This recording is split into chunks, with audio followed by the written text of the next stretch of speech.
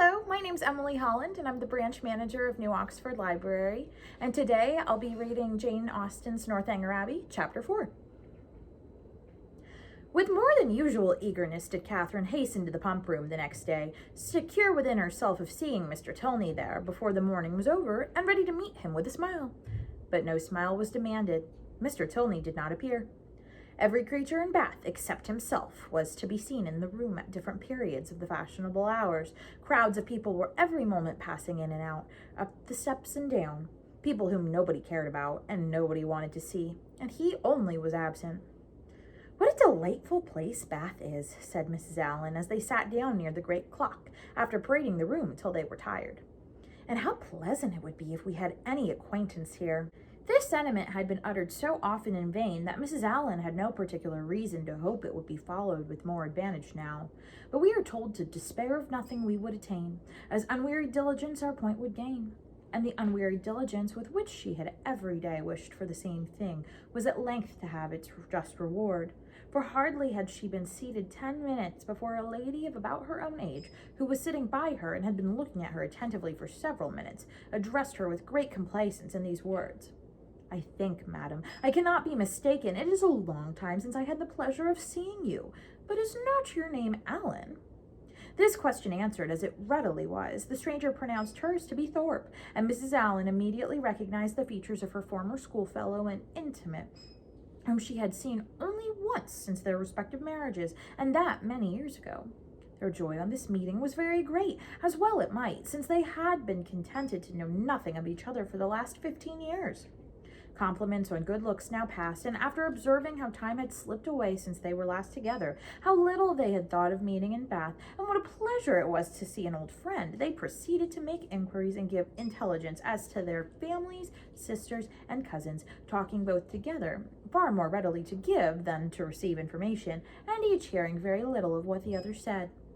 Mrs. Thorpe, however, had one great advantage as a talker over Mrs. Allen in a family of children, and when she expatiated on the talents of her sons and the beauty of her daughters, when she related their different situations and views, that John was at Oxford, Edward at Merchant Taylor's, and William at sea, and all of them were beloved and respected in their different stations than any other three beings ever were, Mrs. Allen had no similar information to give, no similar triumphs to press on the unwilling and unbelieving ear of her friend, and was forced to sit and appear to listen to all these maternal effusions, consoling herself, however, with the discovery, which her keen eyes soon made, that the lace on Mrs. Thorpe's pelisse was not half so handsome as that on her own. "Here come my dear girls," cried Mrs. Thorpe, pointing at 3 smart-looking females who, arm in arm, were then moving towards her. "My dear Mrs. Allen, I long to introduce them. They will be so delighted to see you. The tallest is Isabella, my eldest. Is she not a fine young woman? The others are very much admired too, but I believe Isabella is the handsomest." The Miss Thorpes were introduced, and Miss Morland, who had been for a short time forgotten, was introduced likewise. The name seemed to strike them all, and after speaking to her with great civility, the eldest young lady observed aloud to the rest, "How excessively like her brother Miss Morland is!" "The very picture of him indeed," cried the mother, "and I should have known her anywhere for his sister," was repeated by them all, 2 or 3 times over. For a moment Catherine was surprised, but Miss Thorpe and her daughters had scarcely begun the history of their acquaintance with Mr. James Morland before she remembered that her eldest brother had lately formed an intimacy with a young man of his own college, of the name of Thorpe, and that he had spent the last week of the Christmas vacation with his family near London. The whole being explained, many obliging things were said by the Miss Thorpes of their wish of being better acquainted with her, of being considered as already friends, through the friendship of their brothers, etc., which Catherine heard with pleasure, and answered with all the pretty expressions she could command. And as the first proof of amity, she was soon invited to accept an arm of the eldest Miss Thorpe, and take a turn with her about the room. Catherine was delighted with this extension of her Bath acquaintance, and almost forgot Mr. Tilney while she talked to Miss Thorpe.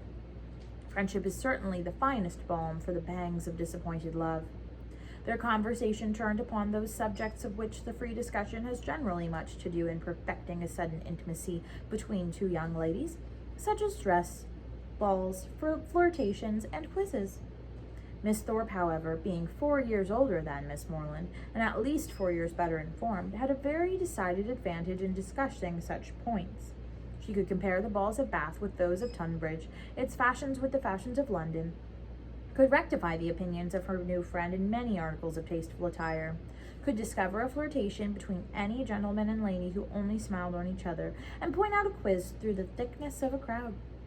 These powers received due admiration from Catherine, to whom they were entirely new, and the respect which they naturally inspired might have been too great for familiarity, had not the easy gaiety of Miss Thorpe's manners and her frequent expression of delight on this acquaintance with her softened down every feeling of awe and left nothing but tender affection.